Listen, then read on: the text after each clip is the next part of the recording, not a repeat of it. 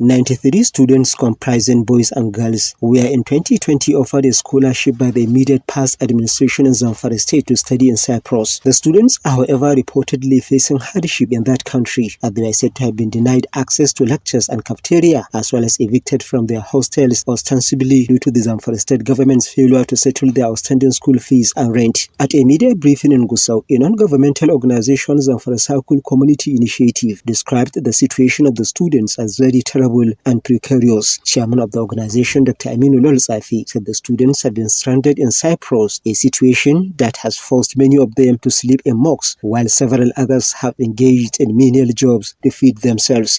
The students are under the risk of exploitation by employers due to lack of legal documentation. Their visas and passports have expired. To live in a foreign country without legal documentation puts them at the risk of imprisonment and deportation. Already one of the students suffered this fate and was deported. I was imprisoned and deported back to Lagos in handcuffs before he eventually returned to Zamfara, and the government is aware of this. One student is still in prison. Dr. Aminullah, who observed that the recent visit of Zamfara state government delegation to Cyprus to ascertain the condition of the students is yet to yield any fruitful result, appealed for urgent measures to adequately address the issue. Although this is a mess inherited from the previous government, the business of government, we believe, is a continuum, and the state government under Governor Lawal made some moves to help the students.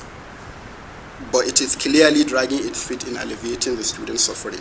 Meanwhile, Zamfara State Commissioner for Education, Science and Technology, Malam Wadatoma Dawaki, has blamed the ordeal of the affected students on absence of any formal agreement between the previous administration and the Cyprus University. According to him, since 2022, the funding for tuition, accommodation and feeding allowances ceased, leading to mounting debt and hardship for the students. The commissioner, however, said the present administration of Governor Dauda Lawal is working diligently to effectively address the issue.